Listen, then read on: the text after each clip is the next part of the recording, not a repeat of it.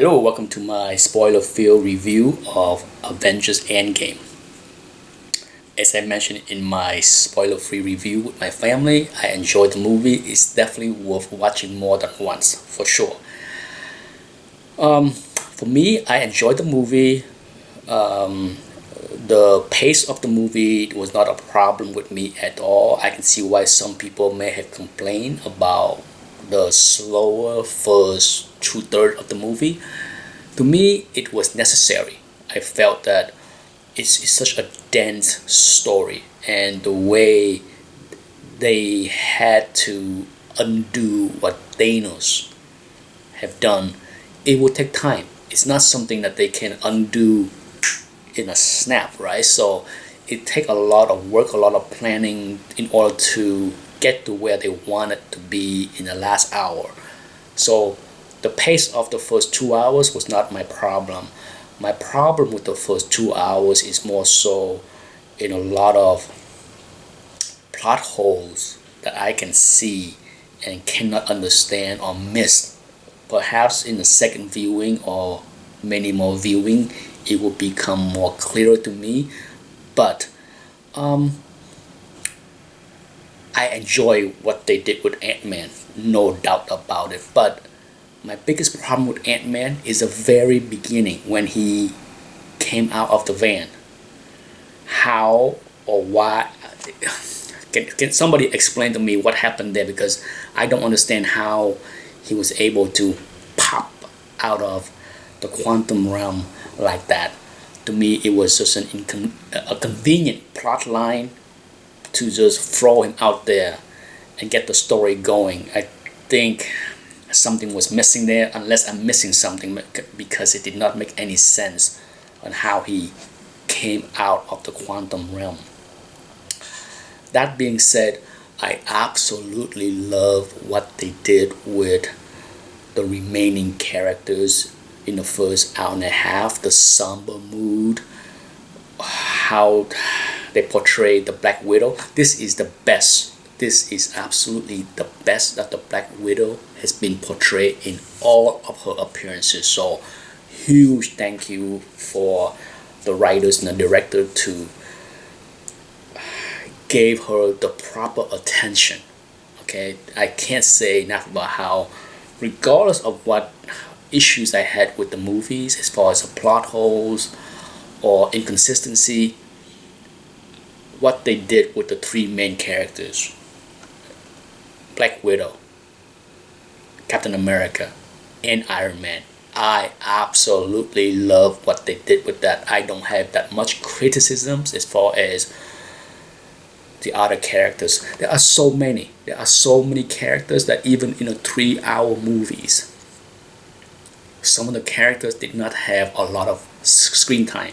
And I have heard and watched some review where people complain about that. I'm just like, where can you fit more screen time for Black Panther? Where? How? It's, once Black Panther and the rest of the other superhero reappear in the last 30 minutes of the movie, guess what? There's not much more you can do or add as far as all of those characters that came back from the snap, right? So I'm not in agreement with all of the criticism as far as, Black Panther did not get enough screen time, or or Peter Quill or Drax. No, to me, the focus was more on Thor, Iron Man, Captain America, as well as Ant-Man and the Hulk. That was the focus. I don't have any problem with what or how the director focused their attention to in the last hour of the movie. As far as, other problem I had with the movies, no doubt how Ant-Man came back was a problem. I am never a fan of time traveling. Okay, I have said this many times in many reviews. Unlike many people that love time traveling plot lines or storylines, I am not. Back to the Future is the rare occasion that I love that movie. I love Back to the Future, but as far as all the different TV shows that deal with time traveling, not a fan at all. So for me, what went on with all the time traveling that they did, I'm okay with it. I'm not, I was not blown away. I was not wowed by it. I enjoy the the small and short appearances of many of the characters in various timelines that they travel to. I enjoyed it. I enjoyed the brief appearances of people like Robert Redford. It was cool. The brief appearances of Loki, it was cool. I'm not sure how I feel about how some of those characters came back from the snap after they do that, all the timeline and Back to the Future jump. I'm not sure how I feel about that, because does that change the significance of their death in Avengers Infinity? I'm not sure. Okay, I'm not sure if it did, but for me, the emotional part of the movie, as far as the death of Black Widow, that was a gut punch. I did not see that one coming. I did not see that one coming. And wow, I did not realize how much I care about that characters until that point, when I got all teary up at that moment. That's when I realized that I do care about this character. I didn't know I cared this much about this character. So kudos to Scarlett Johansson to finally won me over. Kudos to the writers and the directors to finally did their part. But for the most part, I didn't think she was all that significant as far as characters in many other movies. Okay, it took until now for me to get on board and felt something when she sacrificed herself. So wow, that was one heck of an emotional point for me. Of course, the other one is Iron Man. But before we get to that part, Thor. That was a surprise how they decided to make Thor big, fat, out of shape with a big belly. That was a surprise, but it works for me. For the most part, the humor in this movie worked for me. For the most part, okay, there was very few funny moment that didn't work for me. I chuckled a few times. I chuckled a few times, and the few times that it did not work, it was not a big deal. Okay, when Captain America was commenting on his ass, America's ass,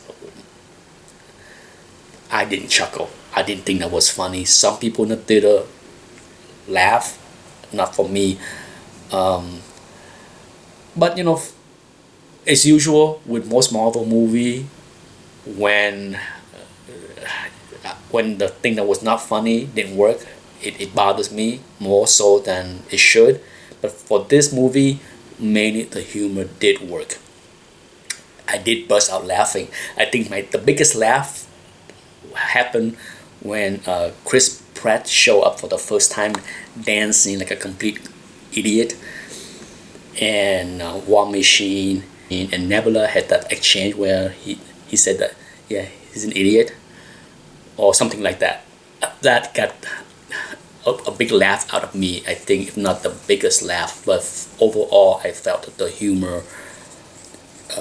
humors in the movie worked for the most part. And when they didn't land, it was not a cringe moment, okay? And what can I say? The brief appearances of Captain Marvel was pretty awesome.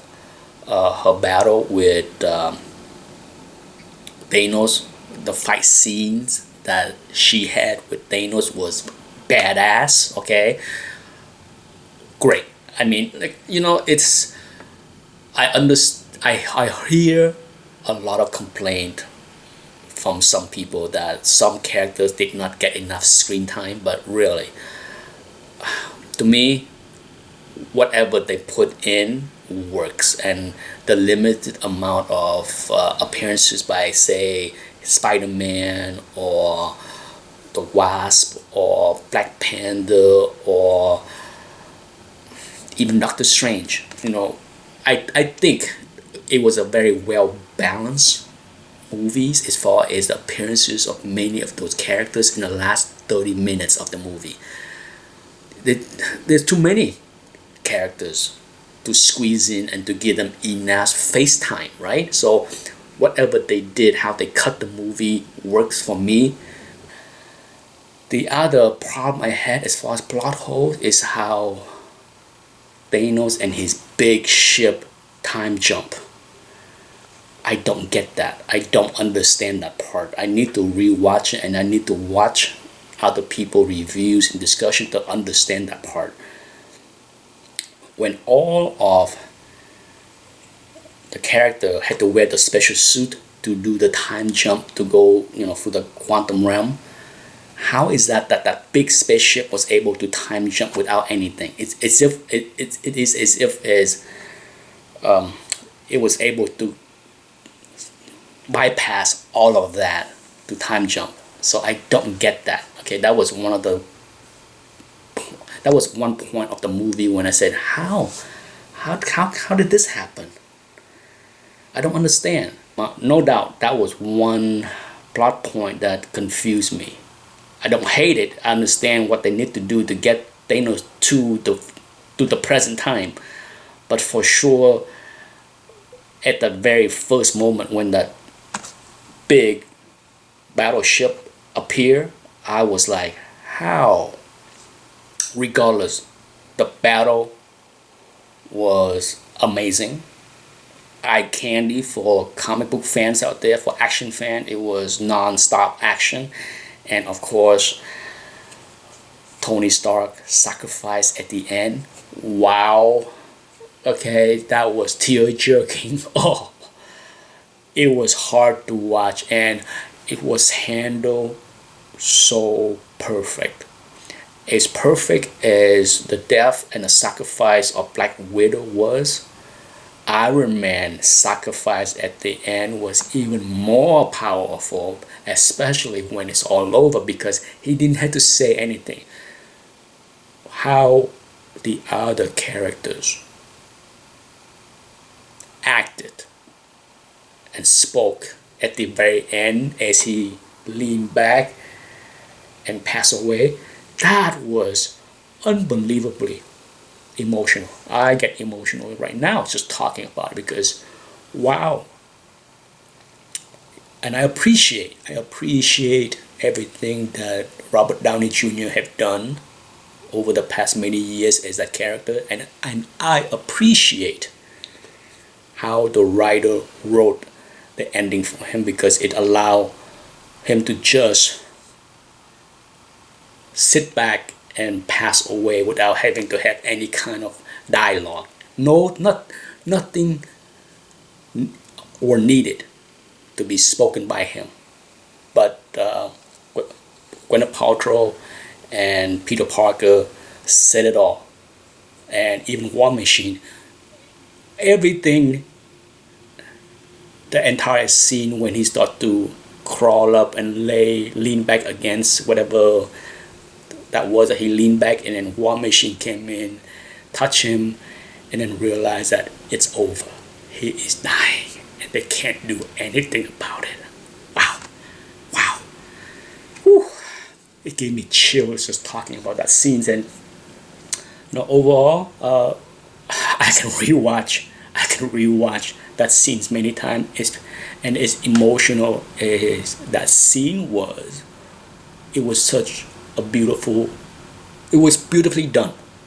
I can't say enough about how I appreciate how that scene punched me. Okay, it's I didn't realize how much I care about Iron Man, and how much, until you see the movie. Okay, I imagined and predicted that Iron Man is gonna be gone. Okay, I have talked about that and predicted that many times for months. So I expected it. But even so, when that happened and how they portray it in the big screen, wow, I was knocked out. Okay, so, and to top it off, what they did with Captain America, whew, yeah, I can't imagine a better ending for Steve Rogers. Cannot. That brought me tears as well. Wow. Thank you. It's unbelievable. I have never had such an emotional moment for a character that didn't die. He didn't die. But he went on and lived his life, and that was just like, wow. Who would have thought that? Who would have thought that's the way they would have written for Steve Rogers? And I can't say enough about how much I love that ending. Yeah, the movie's not perfect by far, but for me, the emotional payoff was so well done that it deserved a big cap off for me, because for me, that's what makes a movie great, is when it hits you. Wow. I only seen it once and it still hit me so hard talking about it with all the spoilers, because wow, just wow. Anyhow, enough groveling from me. Thanks for watching. Bye bye.